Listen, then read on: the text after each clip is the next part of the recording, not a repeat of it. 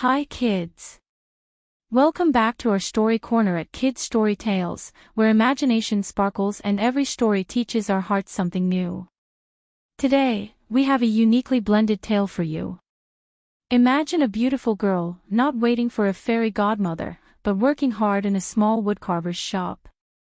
And imagine her most precious possession isn't a crown, but a single, shimmery glass slipper. Once upon a time, in a bustling town at the edge of the Whispering Woods, lived a kind woodcarver named Geppetto. Geppetto carved beautiful toys, but his favorite creation was a girl named Cinderelly.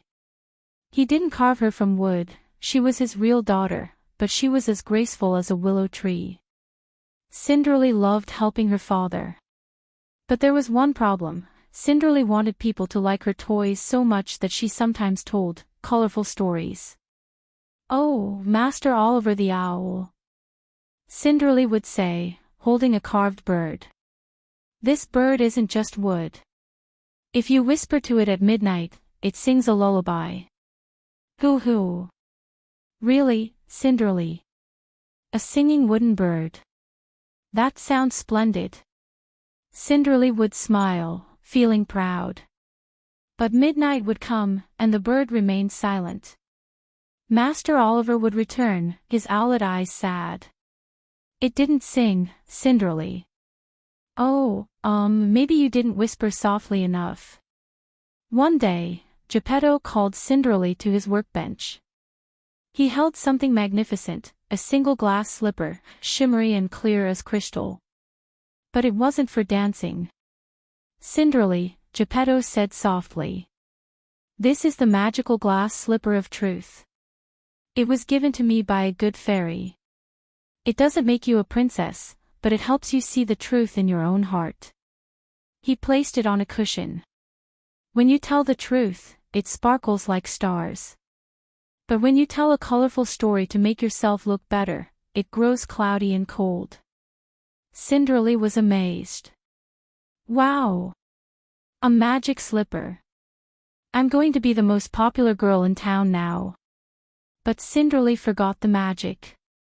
That afternoon, a grumpy but fair judge, Barnaby the Badger, came by. "Geppetto, I need a new walking stick. One that gives me wisdom." Geppetto was about to speak, but Cinderelly jumped in. "Oh, Master Barnaby. My father just carved this stick. It's from the oldest oak in the Whispering Woods. If you hold it, you can understand what the bees are buzzing about." Buzz. Understand bees. That is just what I need." Barnaby paid Geppetto and left, feeling wise. Cinderelly turned to the glass slipper. It was cloudy. Not a sparkle in sight. It felt ice cold. Master Geppetto looked sad. "A colorful story, Cinderelly. Wisdom doesn't come from sticks, it comes from learning." The next morning, Barnaby the Badger returned, looking grumpier than usual. "The bees just buzzed about pollen, Cinderelly.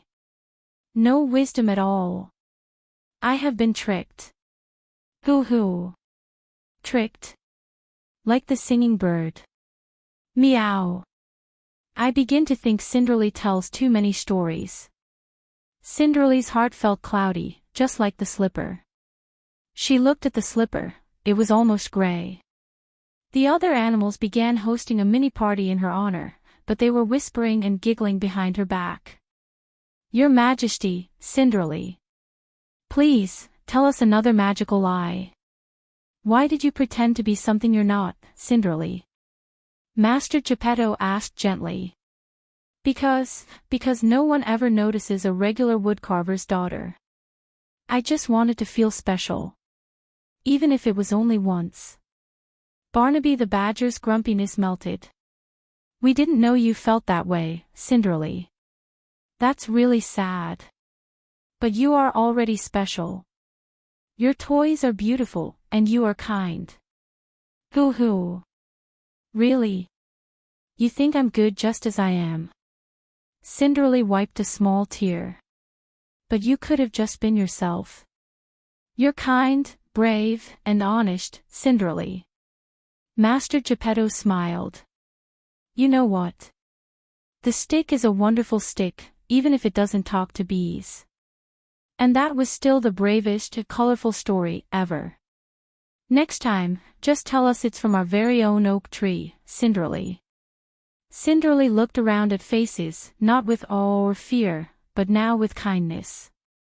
Real kindness. Her heart felt so light. She looked at the magical glass slipper. A single, tiny star sparkled inside. It was warm again. The next morning, the meadow was quiet as the sun began to rise. Cinderelly stood at the workbench. She had made a brave decision. I didn't need a golden shell to be brave. I just needed to believe that I, just as I am, truly mattered.